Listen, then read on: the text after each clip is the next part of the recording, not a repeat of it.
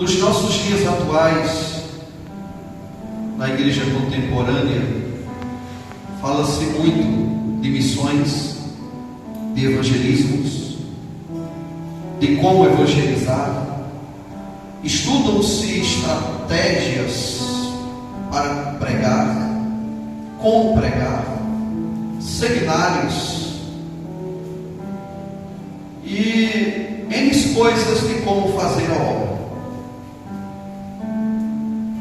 Mas na verdade, irmãos, Jesus ensinou algo muito interessante e eu estava meditando nisso e fiquei a meditar em algumas particularidades. Porque a ordem de Jesus não foi para o povo fazer um seminário de como devia pregar. A ordem foi: ficai em Jerusalém até que do alto possais ser revestidos de poder. Aleluia. E no versículo 8 do capítulo 1, ele vai dizer que eles precisavam ser cheios do Espírito Santo para serem testemunhas, tanto em Jerusalém, como na Judéia, Samaria e os confins da terra. Então a ordenança foi que eles viessem a esperar a promessa se cumprir, que era a descida do Espírito Santo, a autocapacitação celestial. Eu aqui não estou fazendo alusão, não estou dizendo que você não estude. Estude, cresça, progrida, cresça na graça e no conhecimento diante de Deus e diante dos homens. Mas o mandamento primordial aqui é que eles precisavam esperar uma promessa. E Jesus está no Monte das Oliveiras com aproximadamente 120 pessoas. Está ali, Jesus é levado aos céus, é assunto aos céus. Eles descem e de repente aparecem os varões. Eles ficam olhando um para o outro, e os varões indagam aqueles homens e mulheres que estavam ali no monte, ao dizer: esse mesmo Jesus que vocês viram subir, ele vai voltar. Aleluia. Para buscar a sua igreja. Eles se alegram, voltam. E a Bíblia diz claramente no capítulo 2 que eles estavam reunidos, orando, buscando em um só propósito, se alegrando no Senhor e esperando aquela promessa. E interessante, amados, que de repente o Espírito Santo desce sobre aquela casa. Era dia de Pentecostes. Pentecostes fala de colheita, ou a grande colheita. O Espírito Santo ele desce 10 dias após Jesus ser assunto aos céus. No 10º dia o Espírito desce, a promessa acontece. Estou na introdução para você entender o que eu quero falar nesta noite. E quando o Espírito Santo de Deus desce, pastor Alexandre, enche a casa, reveste os apóstolos e a todos que ali estavam, trazendo um alto revestimento de poder. E assim que o alto revestimento desce sobre aqueles apóstolos, Pedro sai de dentro daquela casa, daquele cenáculo, e havia festa sobre Jerusalém.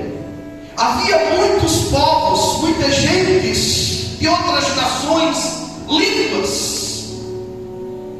E Pedro ali começa a pregar a Jesus ressuscitado. Aleluia. Com autoridade, com ousadia. Pedro, que não tinha tanto estudo, aquele apóstolo ignorante, aquele apóstolo grosso, aquele apóstolo que não tinha meio termo, mas agora estava quebrantado, estava revestido, estava com autoridade e começa a pregar, e de repente o povo olha e começam a se escandalizar, porque eles pensavam que os discípulos estavam embriagados,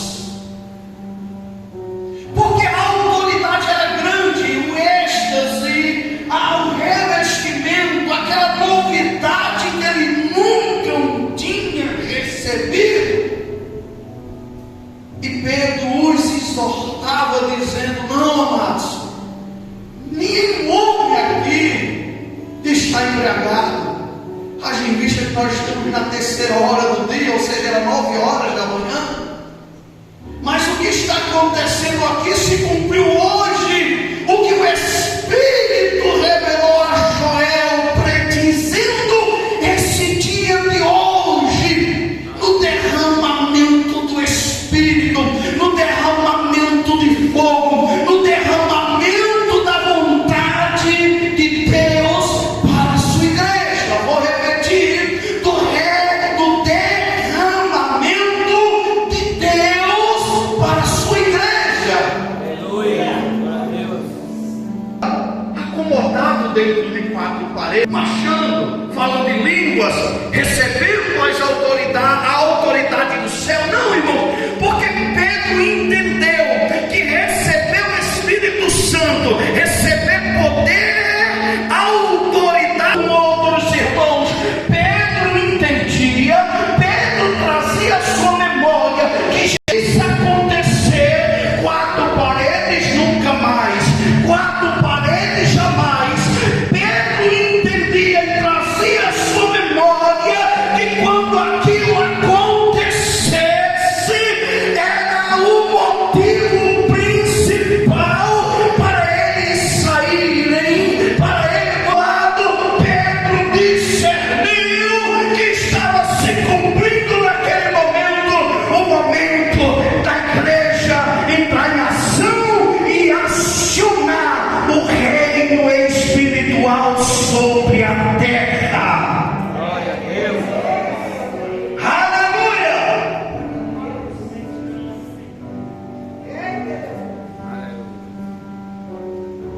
Preste muita atenção. Quantas assembleias solenes participamos?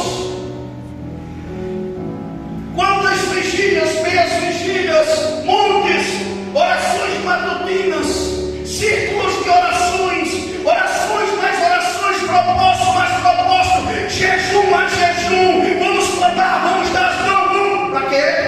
Para ficar em quatro paredes? Não é propósito de Deus, nunca foi propósito de Deus. Pedro discerniu que era como que Jesus estivesse dizendo mesmo assim: nada vai impedir, as portas do inferno não vão impedir vocês, nada vai ser bloqueio, nada vai ser corrente, não vai haver portão, não vai haver muralha, porque o meu Espírito já se cumpre e está no meio de vocês.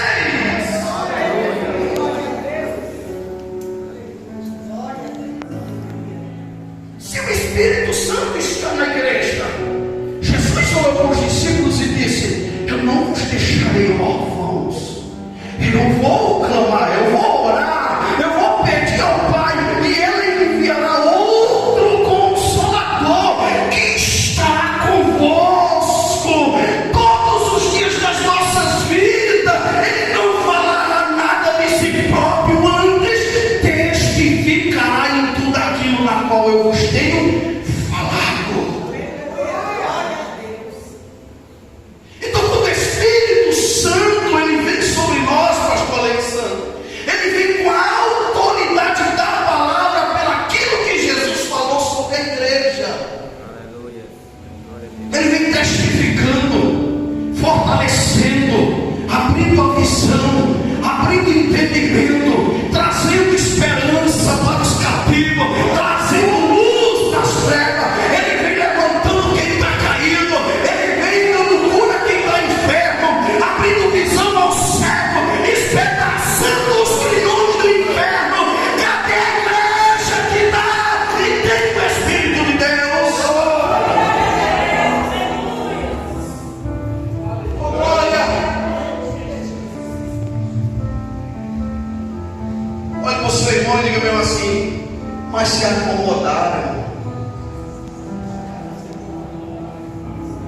fraco, irmão, fala mais forte. Mas se acomodaram. Pastor, isso é heresia, não é Bíblia.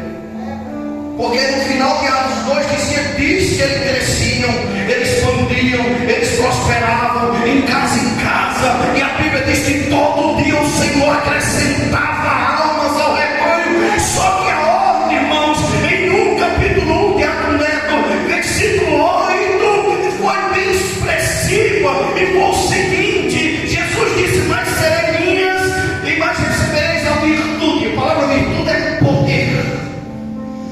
Poder, como diz no original do grego, dunamis, poder de explosão, poder explosivo. Aí ele diz: mas recebereis a virtude do Espírito Santo, que há de vir sobre vós.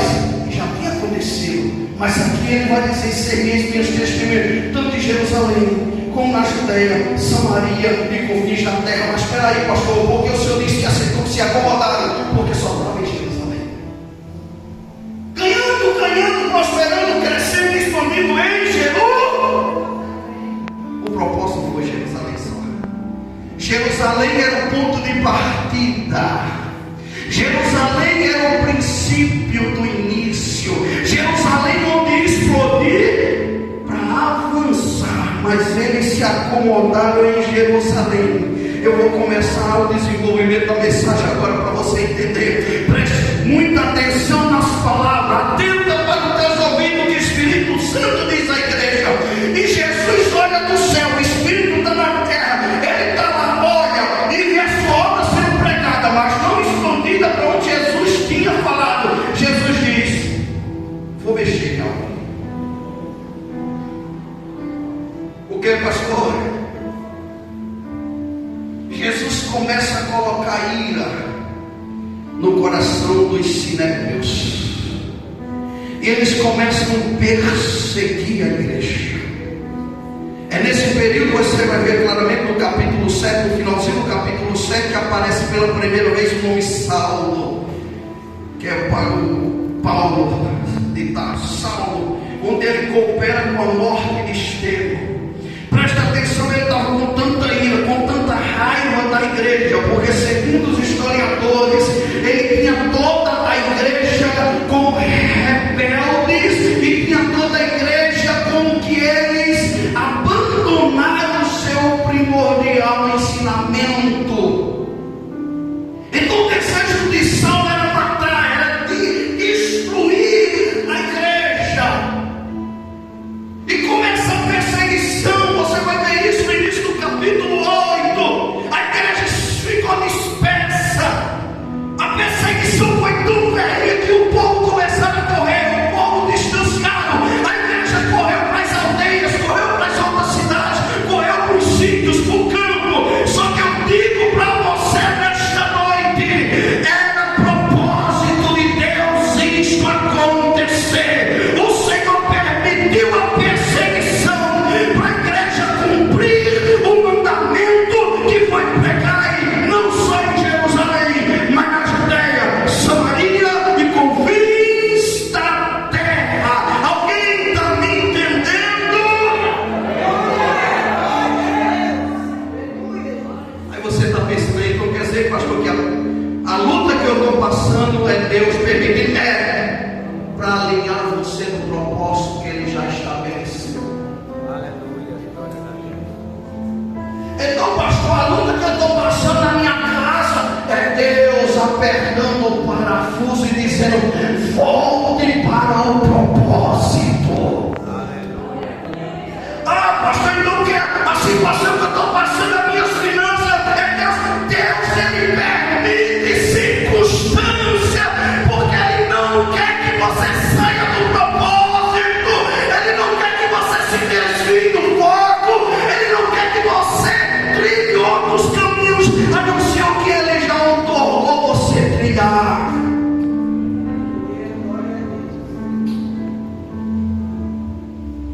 Porque todas as vezes que nós queremos fazer do nosso jeito, dá errado. Por mais confortável que esteja, por mais gostoso que esteja, estava muito gostoso em Jerusalém. Quem vai pregar hoje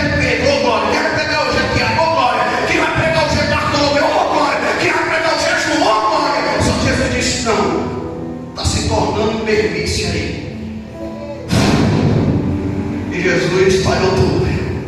O que o homem tinha organizado, sabe, pastor? É aqui, sabe? A gente não, vou bagunçar, porque eu quero fazer do meu jeito, não é do seu jeito, não. Eu acho que alguém está entendendo aqui. Eu vou falar algo aqui, irmão, um testemunho que aconteceu comigo e com minha esposa.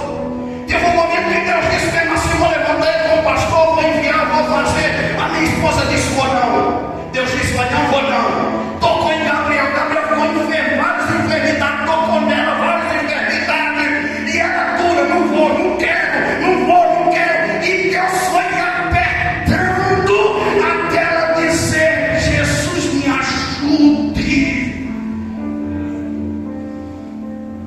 Pastor, Jesus é ruim? Não, Ele é maravilhoso. Por isso que Ele quer que você esteja dentro daquilo que Ele já determinou. Aleluia. E eu digo para você sem medo de errar.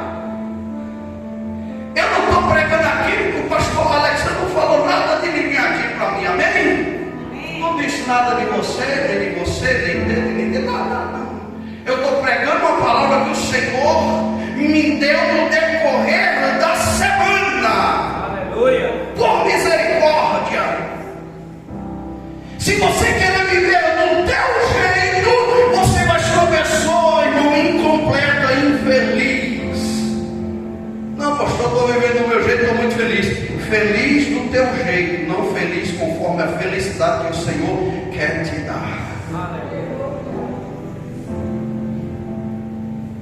Voltar atrás, antes de eu ter ido para o campo, e alguém tivesse perguntado: pastor, se eu seria pastor de novo, eu seria de novo, com toda espinho, com toda dor, com toda lágrima, com todas as noites mal dormidas, com todos os complexos de dor, de inferioridade, contra-ataque na mente, contra-ataque na família, contra-ataque no casamento, contra-ataque nos filhos, contra-ataque em todas as áreas. Meu Deus, eu quero de novo, porque eu sei que mesmo doendo, chorando, muitas vezes um soldado, às vezes ferido, mas estou cumprindo o propósito que o Senhor determinou antes da fundação do mundo sobre a minha vida. Aleluia!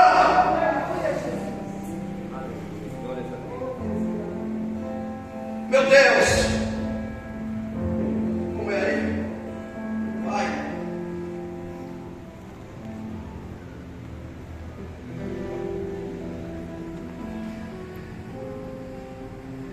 Vai ser. Pastor, o Senhor pensou muitas vezes: isso eu querer mais muitas vezes.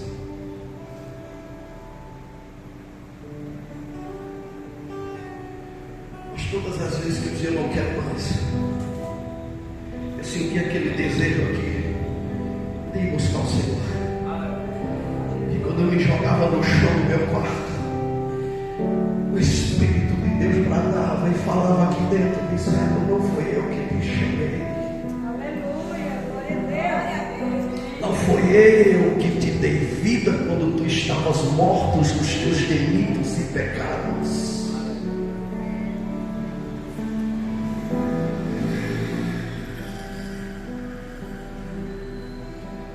A Jesus, Ele permitiu a igreja, se a perseguição não tivesse chegado, Felipe tinha corrido e tinha alcançado esse homem aqui, o eunuco de Candace, o etíope. É aproximadamente 60 quilômetros de distância esse arrebatamento.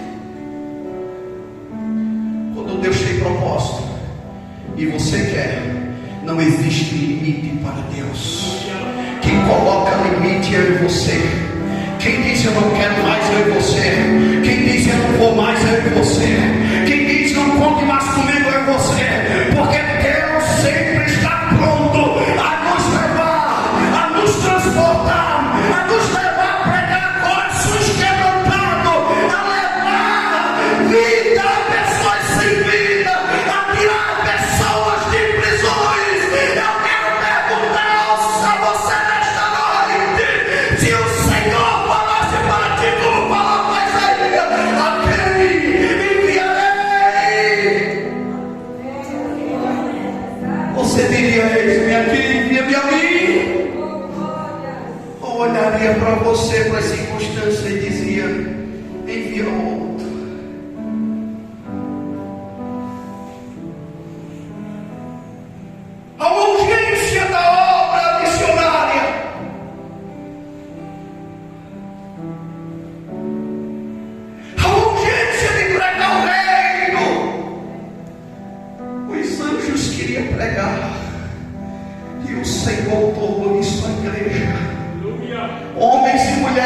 trabalho, irmão Romário.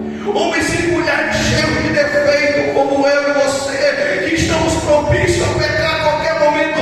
O Senhor confiou esta grande obra para eu e você cumprirmos, excedermos e irmos, anunciarmos, proclamarmos as boas notícias, a palavra de salvação. Aleluia. Enquanto eu estou pregando nesses minutos, quantos não partiram para o inferno? Quantos não desceram ao inferno?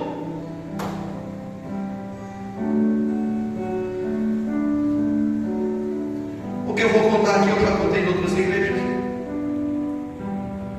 Já teve pessoa que disse: pastor, isso foi verdade mesmo, o senhor inventou.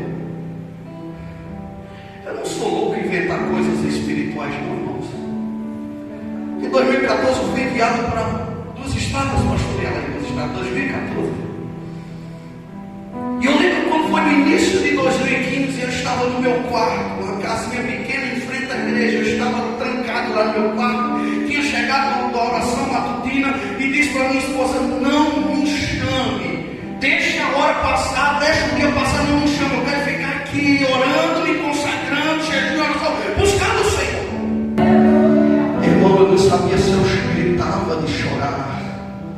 E quanto mais eu chorava, mais vinha quebrantamento de chorar.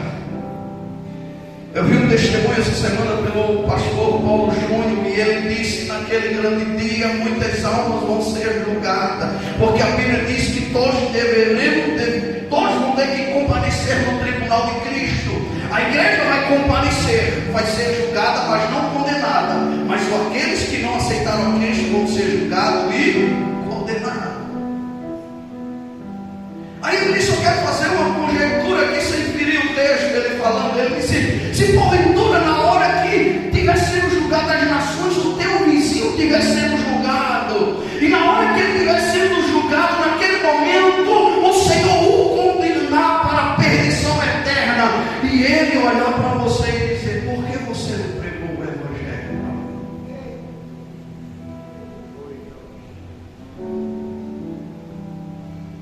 O seu vizinho é uma alma que, por mais duro que ele seja, por mais idólatra que ele seja, independente da denominação, do credo, independente de que ele creia, mas é uma alma que precisa ser pregada, anunciada, falada, gritada por mim, por você.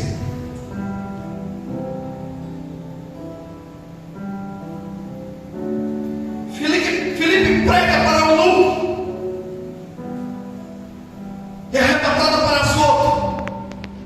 Prega em Azoto, prega em Cesareia de Filipe, desce e vai até Samaria e começa a anunciar o Evangelho em Samaria, nos 4 cantos daquela cidade, de tal forma que a Bíblia diz que muitos da cidade ficaram impactados pela pregação daquele diácono Filipe.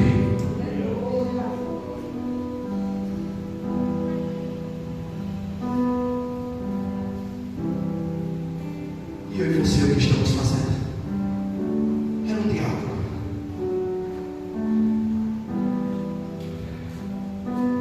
Em Atos capítulo 21, versículo 8, vai dizer que os discípulos vão até a casa de Filipe, e ninguém chama ele de diácono.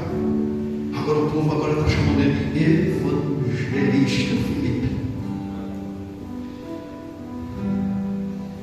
E a Bíblia diz que ele tinha 4 filhas virgens que profetizavam e eram cheias do Espírito Santo. Irmão, eu li essa palavra aqui essa semana passada. O Espírito Santo me estremeceu. E ele disse mesmo assim comigo: o Espírito Santo disse: filho, olhe para aqui. Quando um homem ou uma mulher se doa para o reino, a casa dele se transforma em casa sacerdotal, casa profética.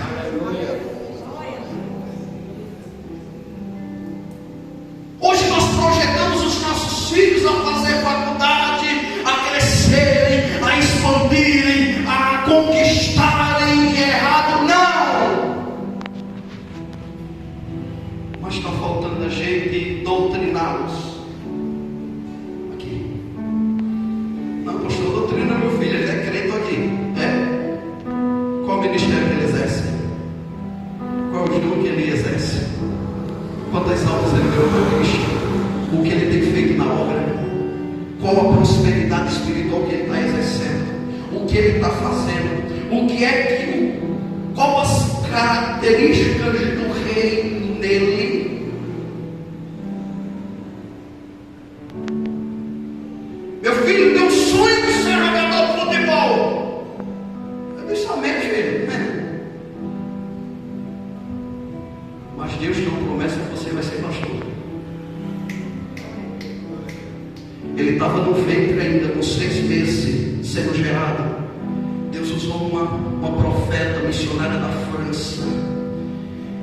E quando colocou a mão na barriga da minha esposa, Gabriel se estremecia, só faltava sair. Ela dizia: eis que te conheço. Antes de tu ser gerado, eu já te conheço. Vou te levantar e te levar às nações. Tu irás me pregar, serás profeta. Com 2 anos de idade, Gabriel foi batizado com o Espírito Santo.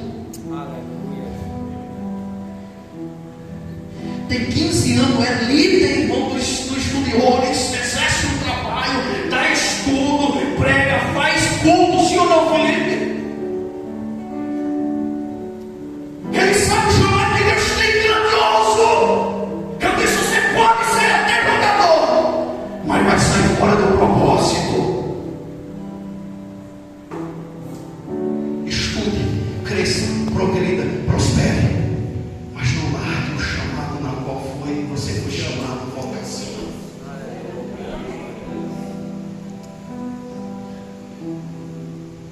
Teve um momento que Timóteo estava frio.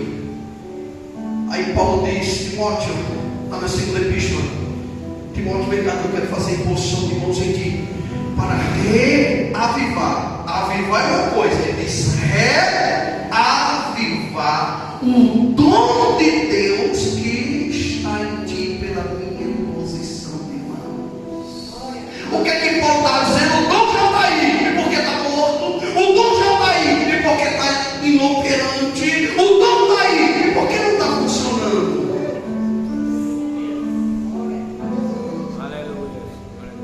Nós corremos o risco, irmão, já vou finalizar. Nós corremos o risco de estar com uma igreja primitiva no início, bem estruturada, bem organizada, bem ornamentada, tudo funcionando nos seus mínimos detalhes. Deus está olhando e dizendo: mas não chegou onde eu quero, não avançou ainda onde eu planejei. É necessário acontecer algo. É por isso que Deus começa a permitir circunstância, que é para a gente, irmão, ir onde ainda não fomos, pregar onde ainda não pregamos, anunciar onde ainda não anunciamos, tocar em vida que ainda não tocamos.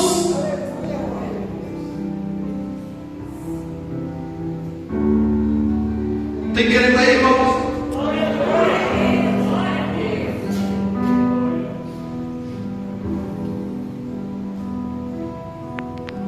Eu acho lindo quando Deus fala.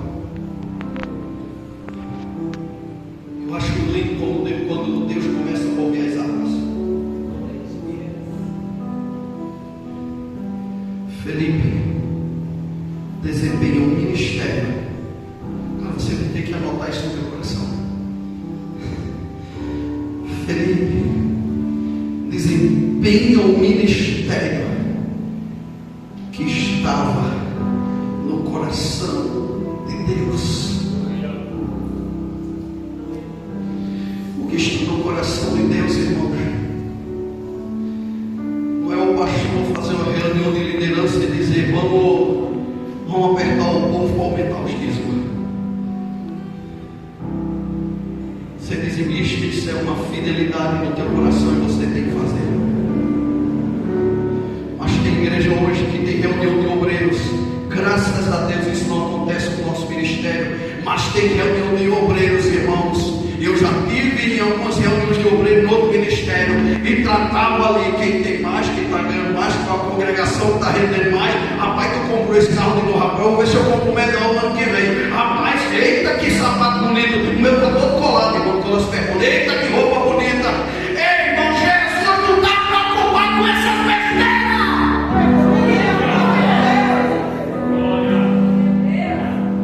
Ele quer almas.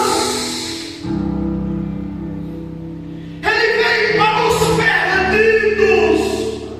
João 3,17 diz que ele não veio para julgar o mundo, e sim para salvar o mundo.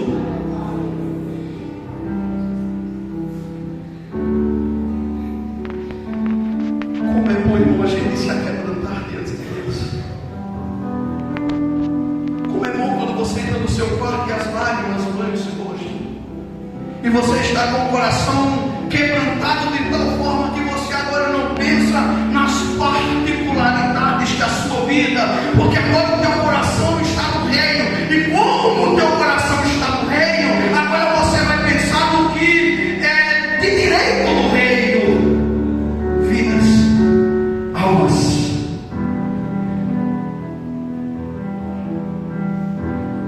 Tem um jovem que morreu há poucos dias, e tu pregando a ela, e ela se convertendo no seu mau caminho. Eu não requererei de ti o sangue dela, mas se eu te falar, vai a ela, prega, anuncia juízo, e tu não indo, e aquela nação morrendo sem se converter, eu não requererei de ti o sangue daquela nação.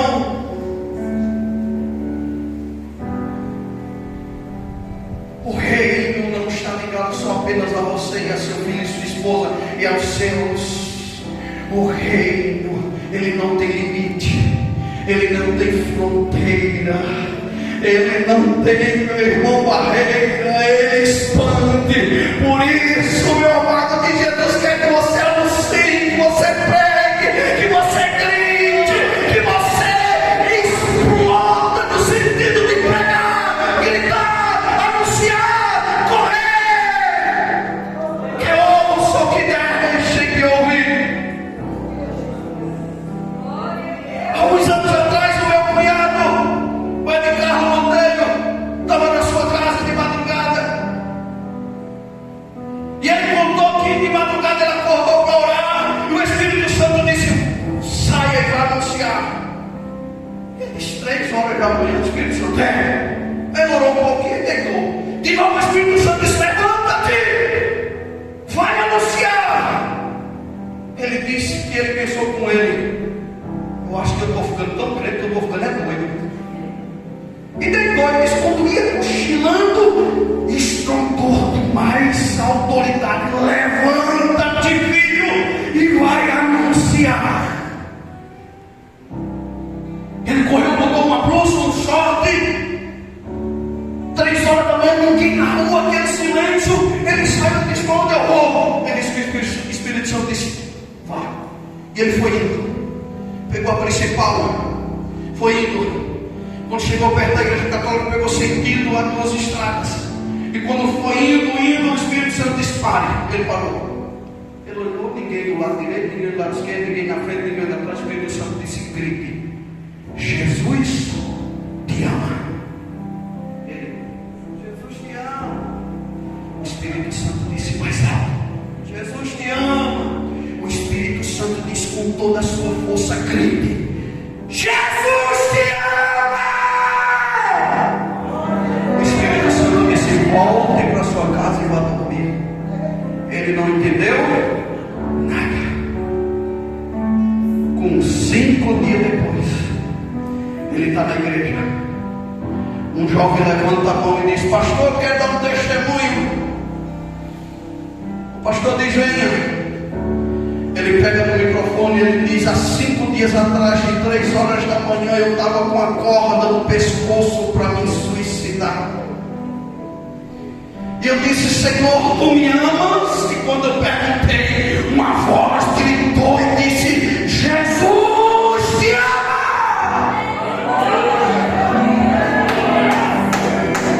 Ele disse que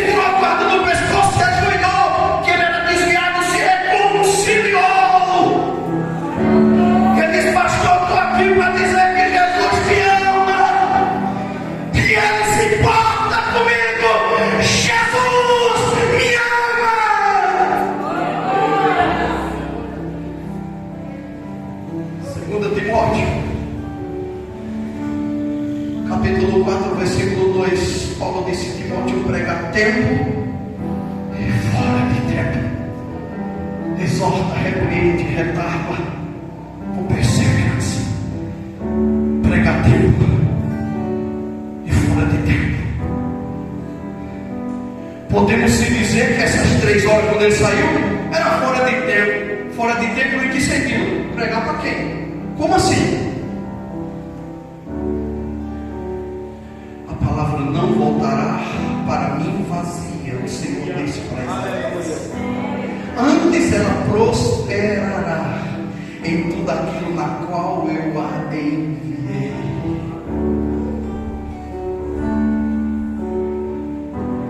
Filipe entendeu que o propósito aqui, irmãos, não era só Jerusalém, não era só Tubati, não era só Sertãozinho, não era só 2 estradas, não era só Serra da Raiz, não era só Oliveiras, não era só Pirpirituba, é ir além, e além, e além, e só parar quando o Senhor dizer pare. Teologicamente, mas eu grito nessa noite: vá mais além, vá mais além, vá mais além. O seu ministério não acabou. Você pode apertar a mão de alguém, eu tocar em alguém e dizer: ainda não é o fim, o teu ministério não acabou. Vai mais além. Suplicando que me dará. Falando que estou sempre xereca. Vá mais além. Porque dele porei para pisar. Só tem pessoa um pouquinho, depois ele finaliza. Porque dele porei